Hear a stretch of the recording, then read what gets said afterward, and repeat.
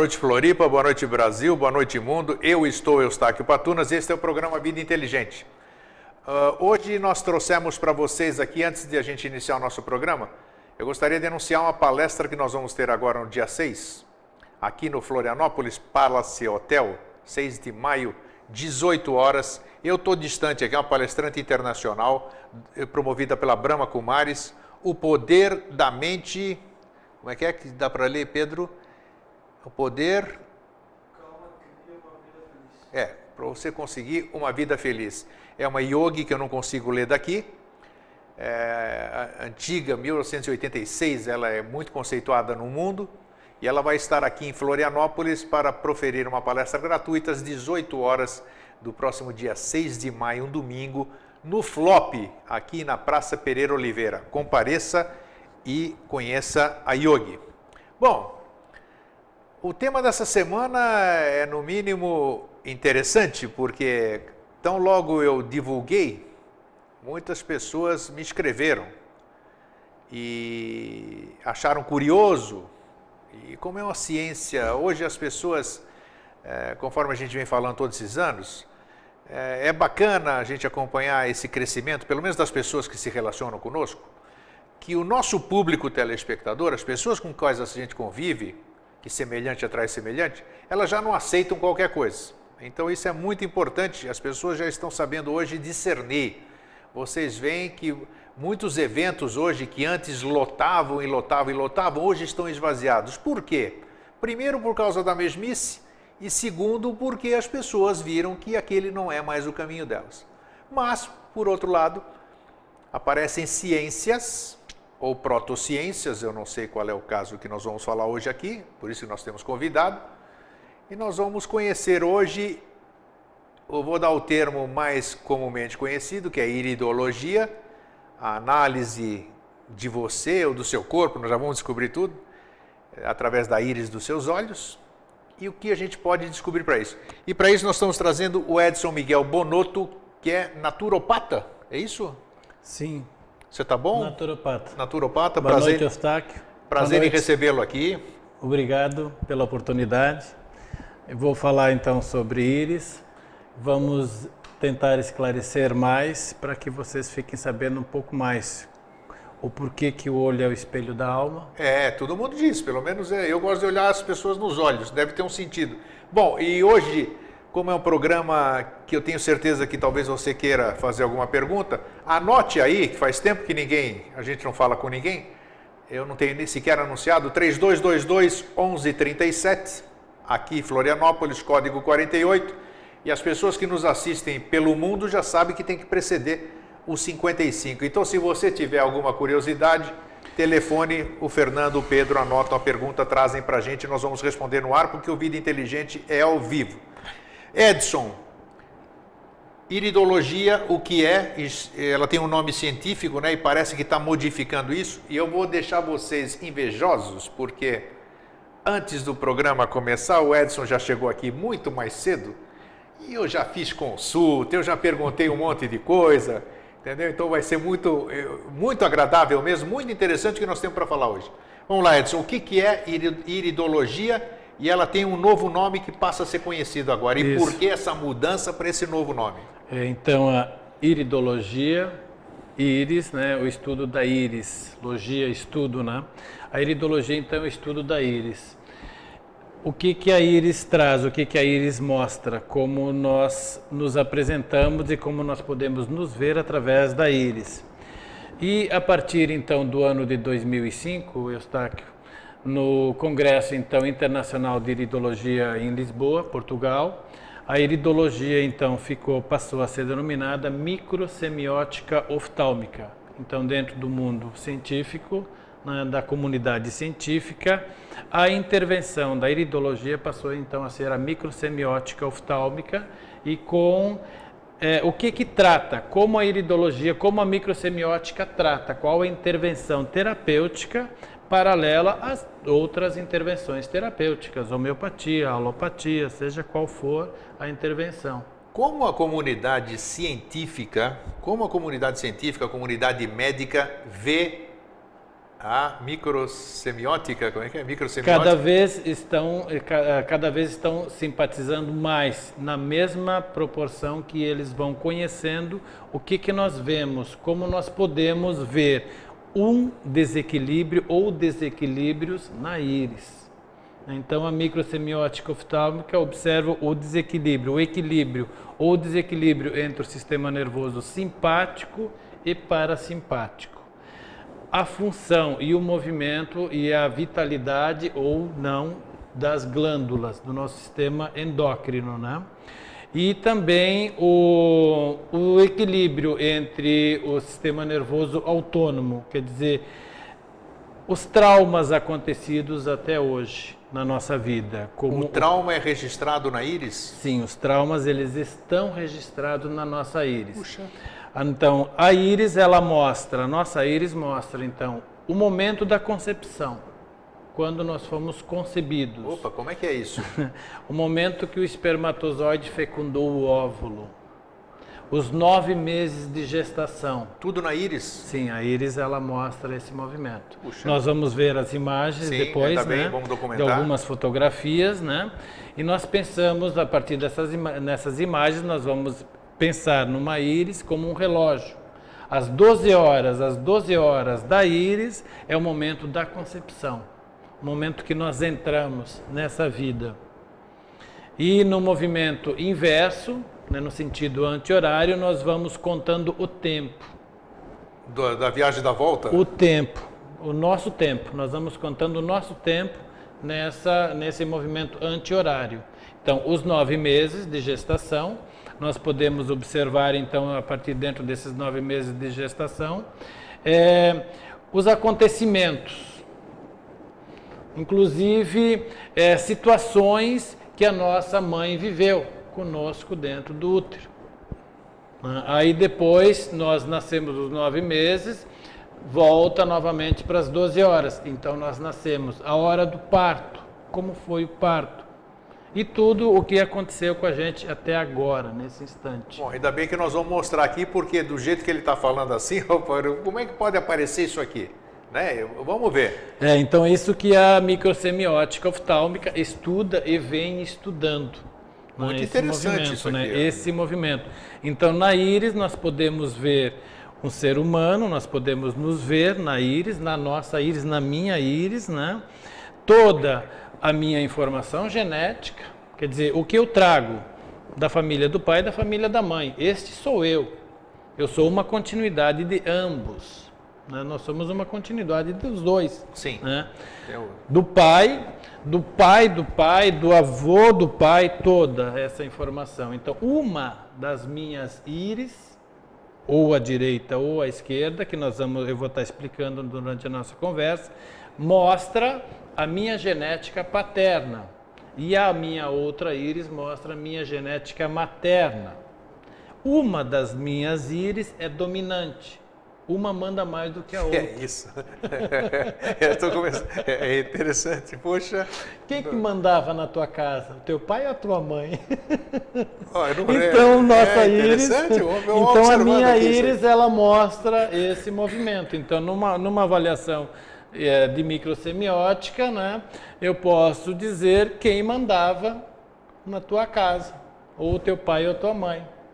Puxa, Quero dizer assim, nesse sentido. Na hora que eu fui fecundado, predominou um gene, ou o gene do meu pai, ou o gene da minha mãe. Predominou um dos genes. Então, eu quero dizer com isso, né, que uma das nossas íris é a dominante, quer dizer, ela tem mais caracteres. Eu manifesto mais caracteres daquele genitor, ou do pai ou da mãe. Se eu sou destro, né, a minha habilidade maior, né, nós sabemos, então, a ciência, isso já é antigo, né? Sabemos, então, que uma pessoa destra tem um predomínio do cérebro esquerdo. Esquerdo, lado esquerdo do cérebro. E que é o cérebro racional. O cérebro racional, então, ele está relacionado com o genitor do mesmo sexo. Então, se eu sou destro, o meu olho esquerdo traz as informações do meu pai. O meu arquétipo, o arquétipo masculino, E o olho direito, então, o genitor do sexo oposto, a mãe. Então, o olho direito meu é a minha mãe e é o arquétipo que eu não conheço, são as coisas que eu desconheço, são as emoções, então é o meu movimento emocional. Então, nós temos uma das duas íris predominantes. Ou eu tenho essa característica do pai ou da mãe. Ou eu sou mais racional ou eu sou mais emocional. Isso você olhando a íris da pessoa, você consegue fazer... Sim. Descobrir isso? Sim. Esse é o primeiro passo numa consulta de iridologia, numa consulta de microsemiótica oftalmo. Eu definir qual das duas íris é a dominante. Isso é importante? Sim, esse é básico. Todo microsemiotista oftálmico, ele precisa saber, claro, né? Ele precisa se guiar por isso.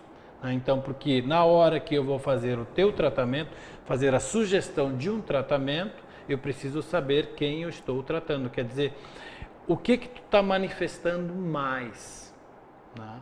Então, normalmente, a íris dominante é a íris que mostra como eu manifesto mais o meu desequilíbrio. Sempre vai ter uma íris dominante? Sempre. Mesmo que você trate, sempre vai ter uma? Sempre tem uma íris dominante. Sempre tem uma íris dominante. Tá. A última palavra. Me diz uma coisa, antes da gente dar sequência. O pé, é conhecido através disso aqui, nós temos a reflexologia, que é fantástica, que ela tem... podemos fazer uma analogia com a íris? Ela te dá as mesmas informações, por exemplo, do... Sim, ela dá as mesmas informações do pé, porém ela vai mais. Vai mais profundo. Sim, ela mostra, a íris então ela mostra toda a nossa estrutura psicoemocional. Tá, coisa que a reflexologia já não. Não fala. Então a íris ela mostra tanto essa característica genética, imunológica. Então na hora da fecundação, eu recebi essa informação. Eu entrei... Nesse momento, então, da hora da fecundação, nós recebemos uma malinha, a nossa mala. Você falou, fez a analogia agora há pouco, né? A nossa mala. E nós vivemos a nossa vida com essa mala, é a nossa informação genética. Vamos mostrar uma íris normal, aquela que nós fizemos a divulgação na televisão, na nossa mala direta? Isso. Pode mostrar. Isso aí. Agora, olha essa íris, né? Então, a parte de cima, a área do cérebro, né, onde eu falei às 12 horas, pensamos nessa íris como um relógio, né? Sim. E às 6 horas. Então, a área do cérebro, né, às 12 horas e às 6 horas, os pés. Os pés. Esta é uma íris direita, essa é uma íris esquerda, desculpa, corrigindo, é uma íris esquerda, né? Então, o pé esquerdo, a perna esquerda. Às 15 horas... Bem nas 15 horas, nós podemos pensar ali na parte do coração, a área cardíaca. Tá, área cardíaca. O coração fica nessa localização, né? No lado oposto, aos 45 minutos, né, na mesma localização correspondente ao coração, a área dos brônquios. Isso de uma forma generalizada, né? Porque daqui a pouco nós vamos ver uma outra imagem, mas vamos nos ater a essa por enquanto. E todas essas marcas que nós estamos vendo aqui, vou chamar de marcas... Esses são os sinais. São informações, né? Então, olha... Grego, então nós podemos olhar, a pupila ela está sempre no centro da íris, né? A pupila ela tem uma significância, né, enorme na avaliação da íris, principalmente no meu caso, que eu estudo na íris então o equilíbrio emocional. Então a pupila ela está sempre em movimento, ela está sempre pulsando. Porque de acordo com a luz ela retrai, aumenta, estímulo, não é isso? Com o estímulo da luminosidade. Sim. Então a pupila ela é a abertura, onde nós entramos. Então a íris, essa parte colorida. Então a íris é o espelho da alma, né? E a pupila então é a janela do corpo, onde nós entramos dentro do cérebro da pessoa. Quer dizer que a pupila também ela te traz informações na sua leitura? Muitas informações. É mesmo? Muitas informações, né? A pupila, ela traz informação. A borda da pupila, então, ela mostra essa informação genética. A informação genética, assim, é a reação ou o movimento imunológico de cada um de nós. A nossa imunologia, de cada um de nós, né, está relacionado sempre com dois órgãos, representados e representando o yin e o yang, o masculino e o feminino. Sim, correto. Então, uma delas, por exemplo, né, é o E ele manifesta a pessoa, então, com essa imunologia, tem sempre uma sensibilidade hepatobiliar, fígado e vesícula. O 2 é pulmão e intestino grosso. O 3 é o coração e o intestino delgado. O 4 é rim e bexiga. E o 5, então, ele é endócrino, ele é glandular, hormonal. Né? E o 5, ele manifesta um pouquinho de cada um dos outros 4. Puxa, Então, muito interessante essa Então, a análise. borda da pupila, ela mostra, então, a borda da pupila, ela é uma extensão de todo o tecido, então, retínico. Coloca de novo, Fernando, aquela padrão assim, só para a gente ver. Isso aqui, a borda da pupila. Na borda da pupila, nós observamos, então, se essa pessoa tem qual é a genética dessa pessoa, a informação genética. Ali naquela bordinha da Na pupila bordinha, ali, na borda. no cantinho dela, tá. Nós lembramos que a pupila são blackouts, são cortinas, né? Sim. Aonde entra o estímulo de luz lá no fundo do olho, então tem toda essa parte, né? Essa parte fundo do olho, toda essa parte então é do oftalmologista, não é o microsemiotista que olha, né? Tá. Mas o microsemiotista então ele observa a dimensão da borda da pupila, a dimensão que ela tem. Então, de acordo com a dimensão, medida então em micros, né? Nós vamos definir, vamos definir então essa característica imunológica de cada um. E junto com isso também a característica psicoemocional, como se comporta uma pessoa com essa característica, por exemplo, hepatobiliar.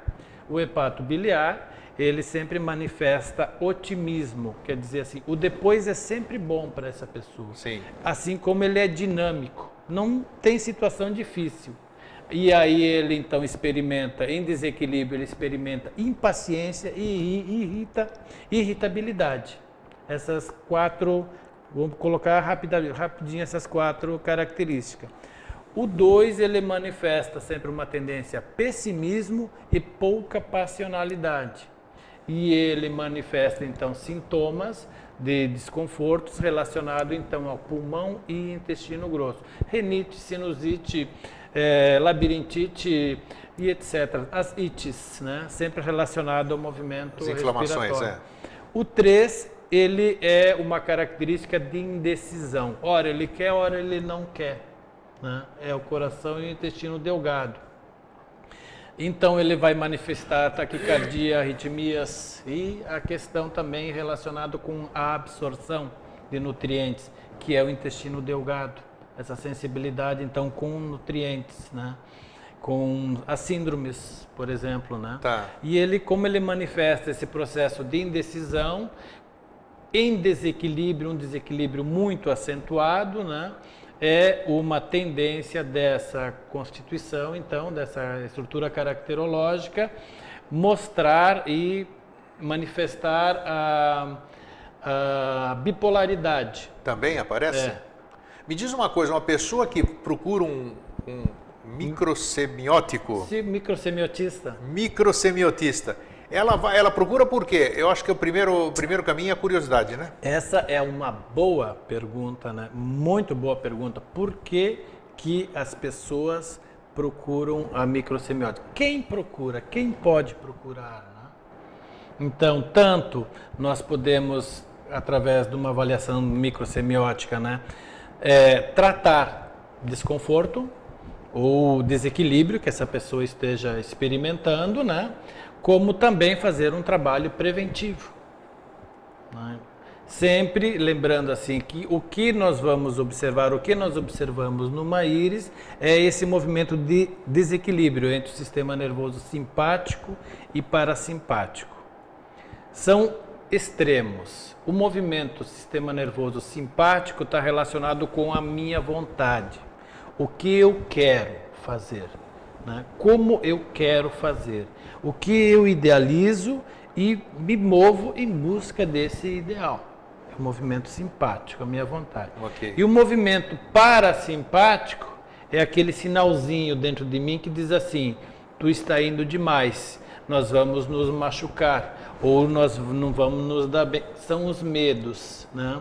Então, tudo o que move no nosso corpo parasimpático está relacionado então com o sistema límbico, que é o movimento do nosso corpo independente da nossa vontade. O batimento cardíaco, o fluxo respiratório, o movimento circulatório, o movimento renal, toda essa parte fisiológica e também psicoemocional. Eu me acho muito feio, eu me acho incapaz, eu acho que não é para mim, a minha dúvida sobre mim mesmo, né? E então, esse movimento entre esses dois sistemas é que vai me mostrar na íris aonde que está a minha tensão. Então, quem pode procurar um microsemiotista oftálmico é uma pessoa, por exemplo, que tem dificuldade para se manter, ou se aprovar, ou se manter motivada. Uma coisa que a maioria das pessoas tem medo é de conhecer a si próprias, né? Esse é o maior temor. Todo mundo busca a verdade fora, busca análises externas, mas ela olhar para os olhos dela, ela tem medo. Essas pessoas que têm procurado você ao longo desses 14 anos que você milita nessa área, elas têm algo em comum, vamos dizer, elas procuraram outras ciências, outras alternativas para chegar na sua ciência, podemos dizer assim, ou não? Sim. A microsemiótica é uma ciência. É considerada uma ciência? É uma ciência, sim, tá. É uma ciência. Sim.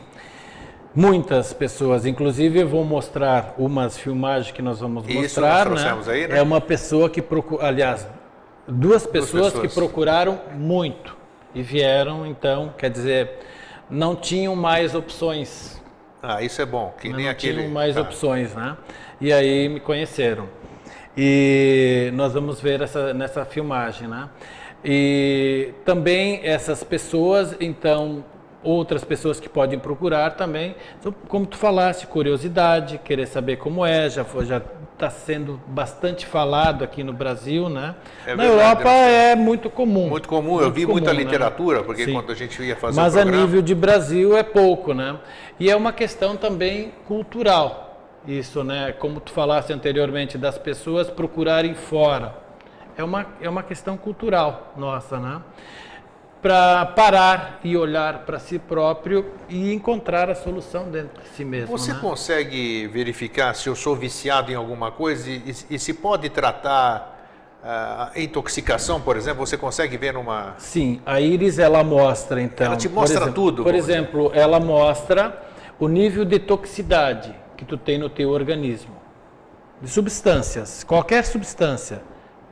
Se eu bebi em excesso, se eu estou aqui, nem você, deixa eu dizer aqui, ele bateu uma foto minha aqui antes, porque ele trouxe, nós já vamos mostrar até a máquina, você não está aqui na mão, mas eu vou pedir para a produção já trazer, só para mostrar, acabar com a curiosidade. Ele bateu uma foto dos meus olhos, da minha íris, e só de mostrar ali, ele já verificou uma característica que eu falei, bingo, porque ele disse, essa parte aqui em cima significa que você consome muito sal. Dito e feito, pode faltar... pode faltar doce para mim até o resto da vida. Pode faltar açúcar, mas não pode faltar exatamente. sal. Então, eu achei muito interessante, quer dizer, o que apareceu ali. Sim. E pelo que nós conversamos lá, antes do programa começar, eu fiquei boquiaberto porque... A íris, ela mostra muita coisa. O que é o desequilíbrio. Ela sempre mostra um desequilíbrio. Então, o excesso fala de um desequilíbrio. Então, como nós estávamos falando da questão do sistema nervoso simpático e parasimpático, né? Uma pessoa com predomínio de parasimpático, né, é uma pessoa que não consegue parar, não consegue relaxar. Elétrica, agitada, sempre agitada, hiperativa. Sempre agitada. Ela não consegue ouvir. Ela não consegue ouvir, né? Ela não é uma boa ouvinte. Você fala para ela, mas ela não está te ouvindo. Está dentro da maletinha. Pedro já pega. Vou mostrar então o meu aparelho de captar as imagens. Isso aqui porque nós não temos imagens disso, né? Nós não trouxemos uma imagem de como é uma máquina aqui, né? Isso. Pode trazer, Pedro. Aqui é programa ao vivo, é assim mesmo, isso. Então é uma lente, uma câmera fotográfica com uma lente. Dá uns close aqui, Pedro, por gentileza, para a gente poder satisfazer a curiosidade do público, que às vezes a pessoa tem medo, ele vai... botar o dedo dentro da minha íris? Não dói. Né? Então aqui dentro da é uma máquina fotográfica digital, né? É uma Sony, olha lá, estou fazendo até o comercial da Sony. Então tem essa lente, a lente é fabricada com esse objetivo, então, de captar a imagem. Mostra de perfil a lâmpada aqui, é uma lâmpada fria, né? Que ela está localizada a 45 graus, aonde então é feito... mostra esse captado, perfil. Né, esse perfil aqui. Aqui só para... Ô Pedro, pega nós dois aqui, ó. Só para você ver como é que é. Vamos fazer faz uma simulação aqui. Isso, como é que uma feita. simulação. Essa Olha é só. a parte mais difícil de uma consulta microsemiótica, é justamente essa, de captar a imagem. Vou até fazer a fotografia, vou mostrar a fotografia aqui Será que sai assim? no verso aqui. Então, vamos né? lá, aí, ó. A parte mais difícil de uma consulta é essa de captar a imagem. Depois que nós captamos a imagem, né, em 30 segundos...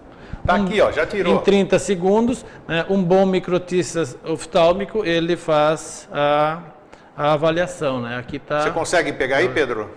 É difícil, né? Mas vamos chegar lá. Aqui o... Olha só, olha ali, aí, ó. né? Acabou de tirar. Então, essa imagem, né? A parte de cima aqui da Olha o da sal aí, íris, presidente. né? Olha aqui, né? Aqui é a área mental, aqui é a área, então, do cérebro. Lembramos que aqui a parte de cima, então, são as 12 horas, ó. Aqui o Estáquio nasceu, aqui nesse momento, né? Esse Olha é o aqui momento só. de nascimento, que ele veio ao mundo. E aqui, então, dentro desse movimento anti-horário, é que nós contamos e observamos Então, a minha vida está registrada agora nessa Sim. fotografia do meu olho esquerdo aqui. Nós podemos interpretar a tua vida aqui nessa parte. Como, do que tu te alimenta, como tu te alimenta, tanto... Então, quer dizer, aí eu não escondo nada. Não.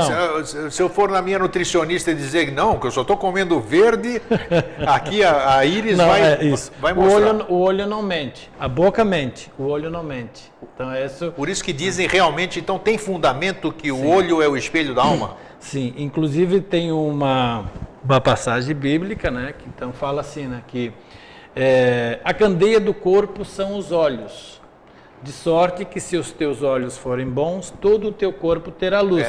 Olha aí. Então é claro que todos os microsemiotistas, né, pegaram isso, entenderam isso como uma referência, então, da iridologia nesse período da existência humana. Muito interessante. Eu quero mostrar, Fernando, eu quero mostrar aqui para as pessoas entenderem também aquela figura colorida onde tem todas as regiões do corpo. O mapa. É o mapa, isso? O nome disso aí é mapa, né? O mapa irídio.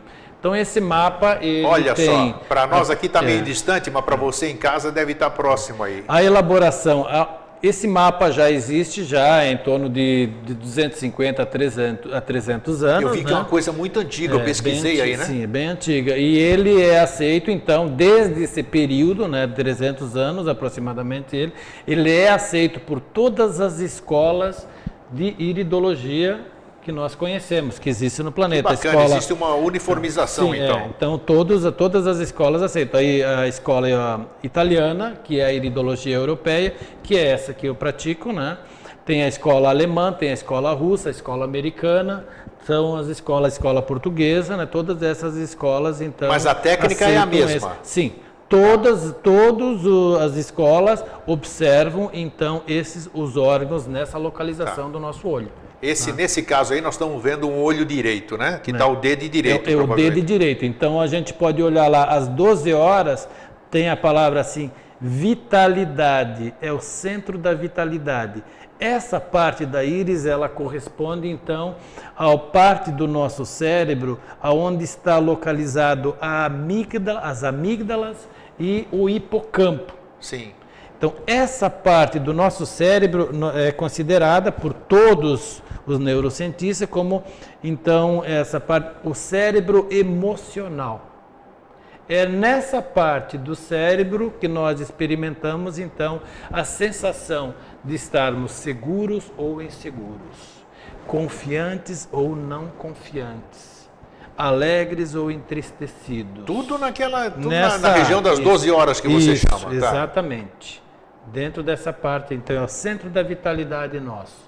É ali onde eu experimento se eu sou uma pessoa flexível ou se eu sou uma pessoa rígida. E eu digo, dentro do meu período, do meu tempo de trabalho, que essa, então, é o centro, a batida do nosso coração, aonde o nosso coração bate. onde está localizado, aonde eu deposito a minha crença. É o centro da fé. Puxa vida, hein? E a partir daí você pode ter uma Eu visão do acredito todo, né? na mudança, ou eu sou um desanimado, um decepcionado, um contraído e fico segurando, aguentando as situações. Eu confio. Quando você faz uma anamnese, você está fazendo na frente do teu cliente, Sim. um diagnóstico, né? Sim, exato. Do teu paciente, cliente, não sei que nome que a Cliente. gente dá. Cliente, tá. Qual é a reação dele, geralmente, qual é a reação dele quando você dá esse diagnóstico para ele? Que cada um é cada um, né? Mas como é Sim. que as pessoas recebem? Que você está falando da psique dele, né? Sim. Às vezes ele se surpreende com aquilo lá. Nós estamos falando da vida dessa pessoa. Sim. Eu faço perguntas relacionadas a isso. Eustáquio, como é que tu experimenta essa situação? Como é que tu vê isso? Né? Ah, tá, porque você já está vendo uma coisa e você vai me perguntar para... Eu vou te perguntar dentro disso. Entendi. Quem vai me dizer sim ou não é você que vai me dizer sim ou não. Eu observo na tua íris e faço isso. Tu pode me perguntar, mas o que tu está vendo aí, Edson, no meu olho? Eu vejo que tem uma sensibilidade nesse órgão. Como eu falei anteriormente no início, né? Como eu falei, esse sinal está relacionado com uma sensibilidade renal, Isso. a função renal. Né? Mas tem algum problema? Não significa problema, significa que tem um desequilíbrio. Pode ser que gere um problema. Um desequilíbrio da função renal indica, né, está indicando uma pessoa que ela está e tem necessidade de estar sempre em movimento. A gente sabe que na função renal tem a produção então da adrenalina, que vai produzir então a noradrenalina. A noradrenalina é um hormônio relacionado ao movimento. Então, uma pessoa com uma disfunção renal, ela me indica então que essa pessoa tem um estímulo parasimpático tônico. Ela não consegue parar. É um movimento instintivo de fazer movimentos. Tá, e esse jeito dela ser vai levá-la a algum problema. Está levando ela a um estresse. Nós usamos essa palavra, estresse, quer dizer, essa pessoa está sempre fazendo um esforço a mais. Ela se sente instintivamente cansada, quer dizer, ela está sempre fazendo um esforço a mais. O diagnóstico que você me faz, ele depende muito do meu esforço também para seguir as orientações que você me passa, ou não necessariamente? Nós já vamos mostrar os casos aqui que você falou, essa né? íris diagnose, né? Essa diagnose, o microsemiotista ele não faz um diagnóstico, ele faz uma diagnose. Sim. Então eu observo isso na tua íris, mas eu não estou afirmando isso. Claro, porque provavelmente são tendências, né? É o que você acabou de dizer. Isso, quem faz diagnóstico, então, é um médico, um médico alopata. Não se confunde a coisa, porque você não pode nem atuar nessa área médica, né? Não, a microsemiótica oftálmica, ela faz, então, uma diagnose. Isso, é Né? Então, muito importante você falar isso. Sim, essa é aonde se encaixa, então, a esclarecimento, diagnose e diagnóstico, isso. Muito oportuno. É. Então, um naturopata, ele faz uma sugestão de tratamento. Então, eu conheço, dentro do meu estudo de naturopatia, métodos de recuperar um equilíbrio, por exemplo, um equilíbrio gástrico, digestivo, com uma reorientação alimentar, com alimentos. Isso eu conheço, né, essa parte. Um médico, ele faz um diagnóstico, ele faz uma prescrição alopática. Sim, com substâncias químicas, né?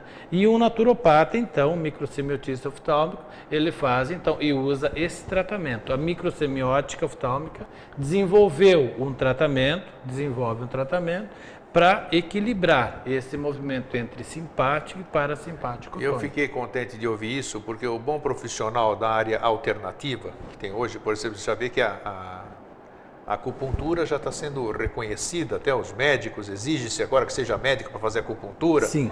Então, e o verdadeiro, vamos dizer, a naturopata, ou que trabalha com as coisas alternativas, ele jamais manda alguém abrir mão da medicina alopática. Trabalham Não, em precisa paralelo. trabalhar juntos. Juntos, perfeito? Tem que Isso ser, é muito importante, assim. somar Não interromper esforços. tratamento algum, né? Não. Isso é Nunca. importante. Não, isso não tem como fazer. Um tratamento microsemiótico oftálmico, ele é coadjuvante, né? E ele não é antagônico a nenhum outro tratamento, né? Quem está seguindo, então, se o médico te deu essa orientação, ou qualquer outra pessoa tenha te dado essa orientação, quem vai mudar essa orientação é ele, não o microsemiotista. E é interessante, por exemplo, se eu for, eu acho que você faz uma, como você mostrou, nós estávamos conversando lá e você acabou de dizer, quer dizer, o que você vê na minha íris é perfeitamente comprovado clinicamente, né? Eu vou fazer exame, por exemplo, você consegue constatar cientificamente aquela alteração. A íris mostra esse desequilíbrio. A íris sempre vai mostrar o desequilíbrio. Um sinal, os sinais que nós temos na íris, como nós vimos naquela foto anteriormente. Anemia aparece na íris? Também. Também? Sim. Os processos da anemia, processos degenerativos, AIDS, as câncer. fobias, todas isso a íris vai mostrar. Fobias então, também? Fobias, né? Volta, Fernando. Pode colocar aquela filmagem? Não, antes da filmagem, só eu gostaria que você desse só um pouquinho mais daquele mapa. Ah, tá, do mapa. Isso, só para as pessoas. Oi? À esquerda agora? Tá. À esquerda, isso. então. Agora o lado esquerdo, o olho esquerdo. Isso, né? Então olha ali, olha só o lado esquerdo, então ali onde é que está, né? Às vocês 15 em casa horas, estão mais privilegiados, nós estamos distantes aqui do... ali às 15 horas tem aquele coraçãozinho ali, né? Essa aí é a localização do coração na íris, né? Então, por essa localização, pelas marcas que eu tenho nessa região, você é capaz de me dizer como é que está o coração. Os sinais, então, as escolas de iridologia estudaram todos os sinais relacionados a isso, né? Isso é importante. E logo abaixo ali do coração nós vemos aquela parte um pouquinho mais escurinha. Sim. E um pontinho amarelo no meio daquela parte escura. Tá, estou vendo aqui, né? Isso. Ali é o seio. Seio. É o seio. As glândulas mamárias. Isso, a glândula mamária da mulher, né? Então é ali nessa parte, né? Então essa é a localização, no caso do homem, o mamilo, né? A mulher, então, tem essa parte. Só para questão de curiosidade mesmo, né? E ao redor da pupila nós vemos a área do estômago. Também tem uma palavra ali quase aos 45 minutos, cárdia, né? Que é a válvula de entrada do estômago, né? E a parte de cima também o pilora, a parte de saída, né? Então, os sinais relacionados e localizados nessa área indicam, então, a disfunção nessas duas áreas. A pessoa olha isso aí e se encanta, a exemplo da foto Kirlian, né? Que ela quer levar uma coisa colorida para casa. Quando você faz a consulta com a pessoa e você tira a foto dela, ela sai com a foto, ela sai com esse diagnóstico dela ou não? Sim, olha só, eu passo as informações, né? Volta para nós. E se a pessoa, quando a pessoa se sente atraída, né? E em muitos casos também eu faço isso, sugestão, dependendo do fluxo, né? Como tiver do meu trabalho, entendi. Eu envio essa foto por e-mail para a pessoa. Ah, entendo, tá. Porque é importante para a pessoa, né? Ela olhar aquilo. Inclusive, até tem uns casos que eu faço isso, né? Como uma sugestão conjunta ao tratamento, ela olhar a sua íris. Puxa. Colocar na tela ou imprimir numa folha, né? Imprimir através de uma copiadora, né? Mas colocar na tela, por exemplo, do computador e todo dia ela olhar para a íris dela. Entendi, claro. Né? Como um movimento de olhar para dentro, né? Como tu falou inicialmente, né? Nós temos essa tendência cultural a buscar as soluções externamente, né? E não internamente. A íris é uma possibilidade, então, através de uma avaliação da íris, né? Nós podemos ver que é muito simples a gente olhar para dentro. Tem razão, eu faço isso. É uma questão de hábito. É muito interessante. Então, um tratamento microsemiótico, ele visa principalmente eu desenvolver dentro de mim essa condição, essa paciência de olhar para mim mesmo, no sentido assim de eu recarregar a bateria relacionada à amizade comigo mesmo. Isso é bacana, que Então, você tem que ser amigo de você mesmo para eu começar. consegui ser meu amigo, nós conseguimos ser nosso amigo. A gente começar a ouvir, né? Nós temos o ouvido externo e temos o ouvido interno. Esse que é o mais importante, né? Ouvir a Como nós é que nós próprios. podemos ativar? No meu tratamento, eu sugiro também frases de apoio. Tá, uma reprogramação mental. Para a pessoa repetir em voz alta, como um exercício de se ouvir.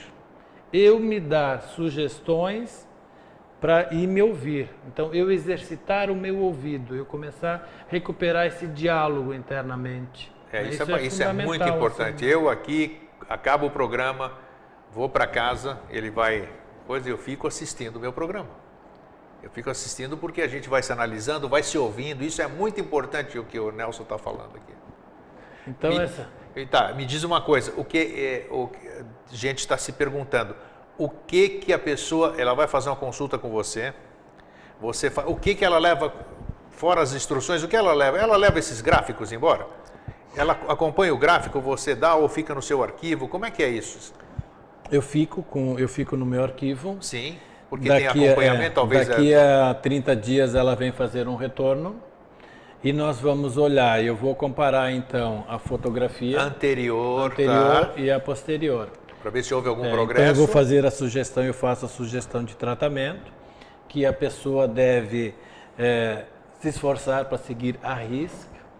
Um tratamento natural é um tratamento de paciência.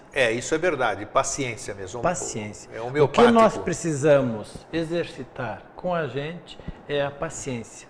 É a paciência da gente se ouvir, a gente se aprovar. Então, o objetivo de um tratamento microsemiótico é nós equilibrarmos o simpático e o parasimpático. Quando nós conseguimos equilibrar esses dois aspectos da nossa vida, a gente pode dizer então que nós estamos comungando, igual, comum, nem de mais e nem de menos. Isso, equilíbrio, né? Equilibrado, né?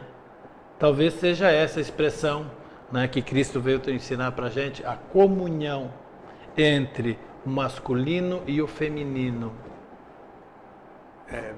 É de se pensar, realmente. É de se pensar, né? Fernando, põe ali, ó. Vamos lá. A pupila, então, ela mostra esse movimento. Olha, o que nós temos aí? Né? Nós então, temos o caso aqui. Então, uma pupila filmada dia 21 de junho, né? E o mesmo olho filmado dia 25 de julho. Nós podemos observar na de 21 de junho a pressa. A pressa no sentido assim de que eu não estou conseguindo, eu preciso de mais coisas, do jeito que está não está dando certo.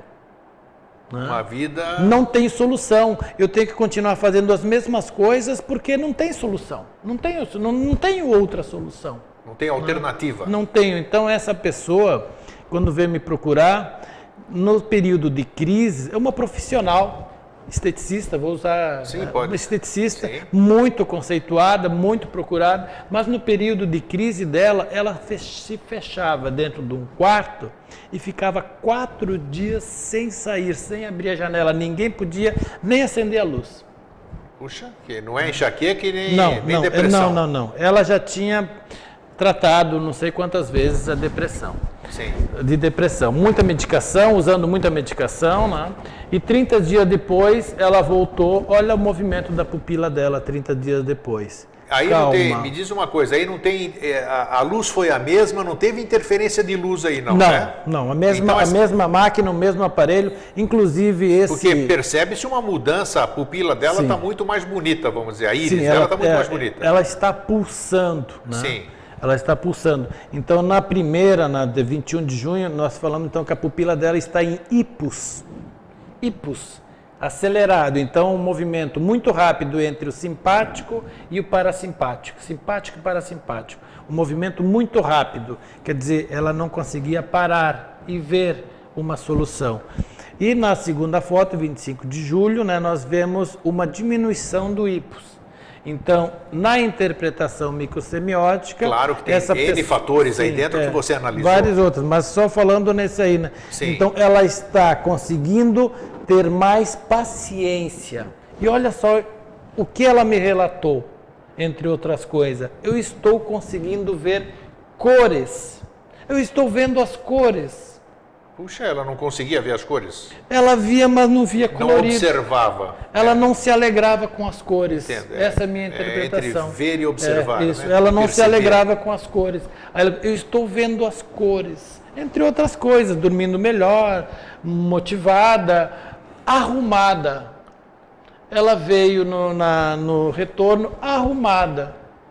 Na primeira consulta que ela veio, você olhava para ela, você jamais iria dizer que ela é esteticista. Solução. Que ela é uma esteticista. Esteticista trata com aparência, com a beleza, não tenha dúvida, claro. Com a delicadeza, claro, né? É o espelho, você não dizia, né? E na segunda, no retorno, então ela voltou assim, né? Chamou a atenção, ela estava arrumada, entre outras coisas que ela relatou, ela disse, eu estou vendo as cores. E se emocionou. Que bacana isso, né? É muito interessante, assim, essa percepção, quer dizer, o que mudou para ela ver as coisas, o que mudou dentro do cérebro dela, nessa área instintiva, para ela ver as coisas. O que você disse na consulta para ela, tinha alguma novidade? Foi isso aqui? Quer dizer, ela tinha feito o tratamento de depressão, como você disse, mas às vezes você usa uma palavra-chave. Sim, tem as palavras-chave. Que ela né? ajuda bastante a pessoa... A Iris também, ela mostra essa vivência que nós tivemos até hoje. Hoje, por exemplo, eu estou com 49 anos. Na banda do meu sistema nervoso autônomo, fica registrado todos os acontecimentos, todos os momentos significativos, né? Para mim. Ficam cicatrizes na íris, podemos cicatrizes, dizer. A marca do Sim. que eu vivi, do que eu experimentei. Né? Então, determinados sinais, eles chamam mais atenção. E eu posso te fazer uma pergunta, por exemplo, né? O que aconteceu com esta idade, Eustáquio? Como é que tu experimentou, nesse momento da tua vida, o que aconteceu? Você vai me dizer, Edson, nesse momento da minha vida, sei lá, meus pais se separaram. Mas é dito e feito a maioria Sim. das vezes? Sim. Você leva para uma época e a pessoa lembra de alguma coisa mesmo. A pessoa vai lembrar, porque está marcado. Puxa vida, é muito A interessante. íris então, a diferença da reflexologia para a íris, né, é que na íris tem todas as marcas psicoemocionais. Né? Que você pode mostrar, porque o ser humano é São Tomé, né? Aí você está vendo, fotografou o meu olho, essa aqui é a minha íris. Então isso também é o fator da fé. A fé anima, ajuda na cura, né? Exatamente. Eu tenho que confiar de que eu vou O tratamento, melhorar. ele visa justamente desenvolver novamente, a pessoa se reencontrar novamente com a fé, a crença, acreditar. Eu sou merecedor, eu sou bom, eu sou legal, eu sou uma pessoa legal. A iridologia, os microsemiotistas, existem muitos. Hoje, podemos dizer, cada cidade teria um, ou ainda é uma ciência que só tem grandes centros? Como é que é isso? E nós vamos mostrar outro caso também, né? Sim, vamos mostrar outro caso. Não existem muitos microsemiotistas. Por que não? Poucos. Porque é difícil, você requer muito... aqui no Brasil nós não temos uma formação de microsemiotista a nível acadêmico. Os microsemiotistas que existem, que estão no Brasil hoje, tiveram essa formação através então da Universitas Botanicae, que é a Universidade de Naturopatia de Lisboa. Tá, nós temos Portugal. Também aqui no Brasil o centro Ravide, que também é ligado com o Centro Dórimo, que é o Centro de Pesquisas de Microsemiótica Oftálmica da Itália. Sim. É um dos maiores assim, né? Tá. que mais atua, né? E nós temos aqui então o Centro Ravid. Mas existem cursos de formação ou não? Se eu quiser Sim. me formar iridologista ou microsemiótico... Microsemiotista fiscal, sim, existe. Tem Inclusive condição de aqui em Florianópolis tem o curso que é ministrado aqui em Florianópolis. Olha que interessante. Todo ano tem uma turma, nesse ano também São está Paulo tendo. tem, outros estados têm também que você possa recomendar, sim ou não? Como é que a pessoa descobre se tem? Entrando em contato com o Centro Ravid. Pode botar Ravid, H-A-V-I-D, www.ravid.com. Pronto, .com.br. Ravid.com.br. Ravid, H-A-V-I-D.com.br. Pode entrar, ali tem todas as informações da microsemiótica aqui no Brasil. Bacana. Quem está habilitado, quem pode fazer, como se faz, né? Olha, isso é bacana que tem um órgão regulador, podemos dizer assim. O Fernando, cadê o Fernando ali para... Vamos colocar outra imagem ali, por favor, para a gente... Vamos ver a outra filmagem, mais né? aqui, Então, nessa outra filmagem, ela é interessante. Essas duas filmagens, como tu falaste, é igual, né? Se elas são iguais, sim, elas são iguais, porque essas filmagens eu apresentei no meu TCC. Sim. Né? Quando eu fiz a graduação, então, de naturopata com especialidade em microsemiótica oftálmica, né? Tá. Eu apresentei esses, entre outros casos, apresentei esses dois. Tá. Né? Então, a primeira, dia 5 de julho, né? E a segunda, essa, em agosto. que tinha, né? Esse então, paciente... olha só, essa pessoa, né?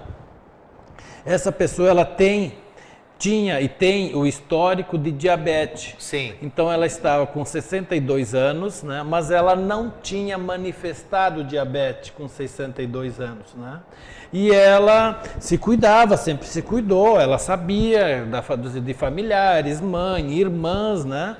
E ela sempre manteve a vida dela em equilíbrio, tentou manter a vida dela em equilíbrio. Evitando... Né?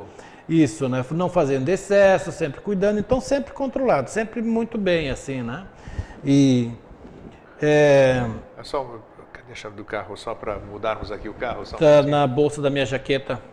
Isso, que é tudo ao vivo, é bom por causa disso. Tudo está no bolso da minha jaqueta, deve encontrar ali, o lado de dentro.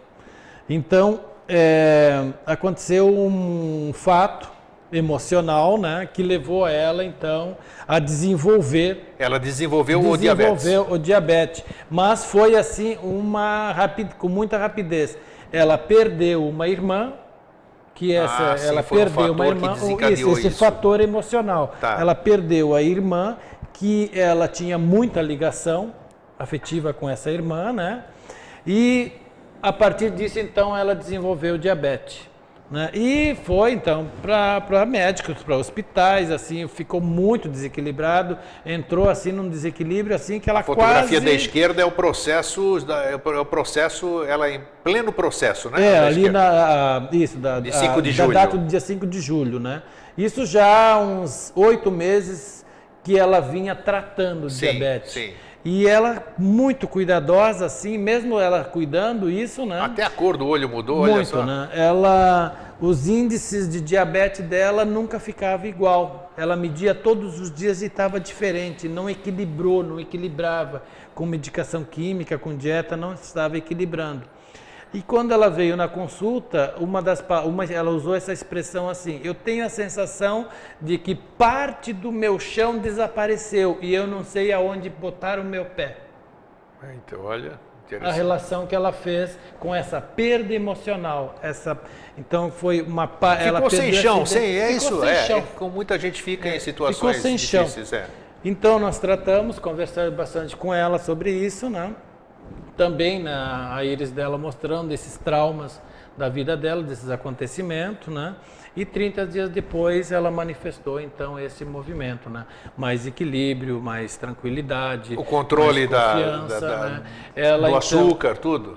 Isso, exatamente. Mesmo usando a medicação química, né? Ela conseguiu manter equilibrado, o que anteriormente não estava mantendo equilibrado, né? Então ela me procurou dentro dessa necessidade. É difícil a gente falar, já estamos 55 minutos que nós estamos falando, você vê? Nós não falamos quase nada, né? Porque o universo é muito grande, eu percebo aqui que Quanto tempo dura mais ou menos uma consulta? Uma consulta de em torno de 40 minutos aproximadamente esse tempo. Tá, o Primeiro primeiro... de fazer a fotografia, a filmagem, eu vou olhar a filmagem junto contigo, né? Nós vamos conversar e eu vou fazer a sugestão de tratamento para ti, né? E vamos combinar um retorno.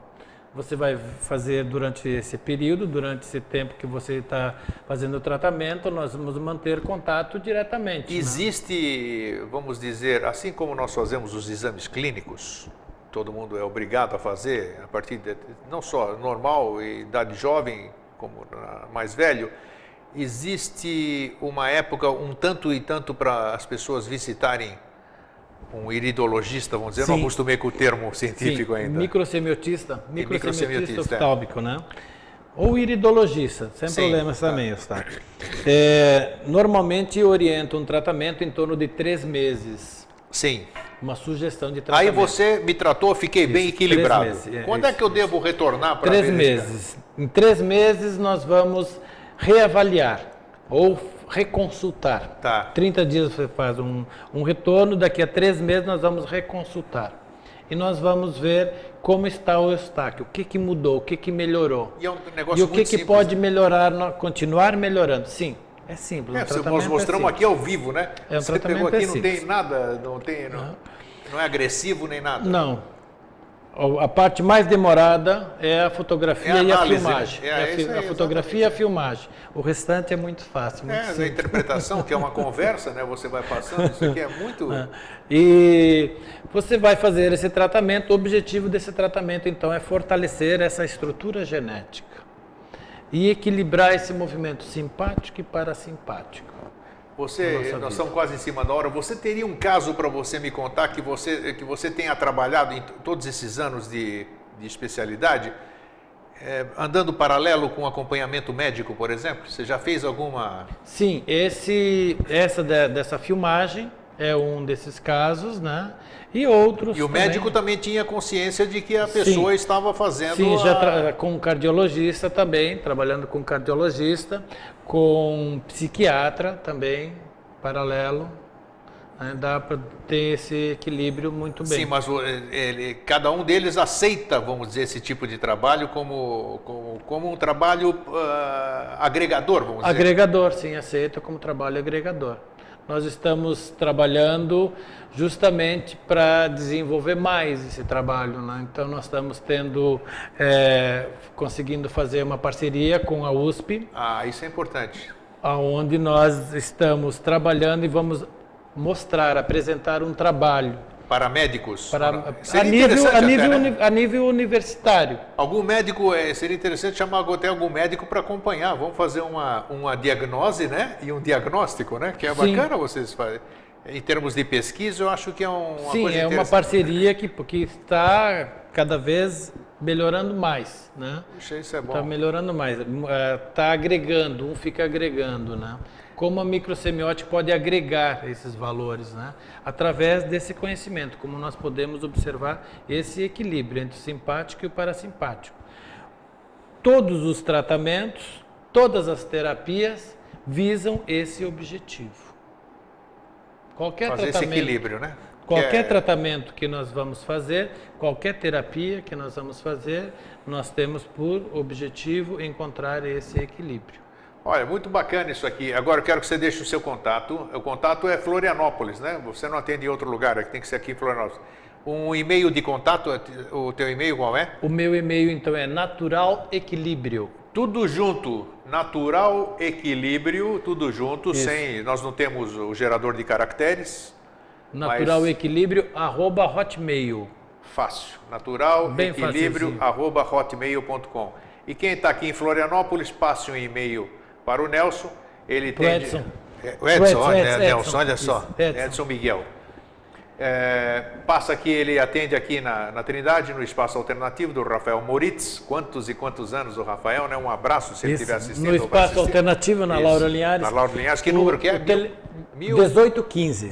1815. O telefone de lá é o 32 33 59 84. Então pronto, é só você ligar e marcar, você atende... Sim, dentro do horário comercial. Dentro do horário comercial.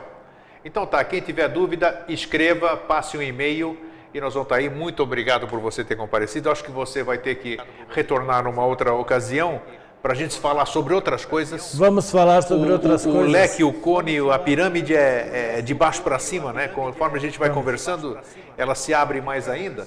E nós lutamos sempre contra o deus grego, meu Patrício, lá que é o Cronos, sabe? É o deus do tempo. Na próxima vez a gente pode falar sobre biografia humana. O que é isso? Biografia humana são os sinais biográficos que as nossas íris mostram. Olha só. O sinal que tem na íris do meu pai, que tem na minha íris, que tem na íris do meu filho. E a continuidade, nós somos uma continuidade. Nós falamos isso aqui lá fora. Nós somos essa continuidade. Então, situações que meu pai vivenciou em determinada idade, eu vivenciei na mesma idade que ele vivenciou e o meu filho vivencia na mesma idade que eu vivenciei. Bacana, então você está incumbido assim de formar isso aqui, documentar isso bonito para que a gente mostre figuras disso, né? Para a gente acompanhar. Podemos fazer isso. E olha, numa próxima oportunidade, daqui a 1, 2 meses aí, nós vamos estar trazendo ele de volta aqui para a gente falar sobre isso, muito importante. Então, muito obrigado pela sua presença, pelo esclarecimento. Eu que agradeço, Eustáquio. Então eu deixo aqui o meu fraterno abraço e um feliz sempre.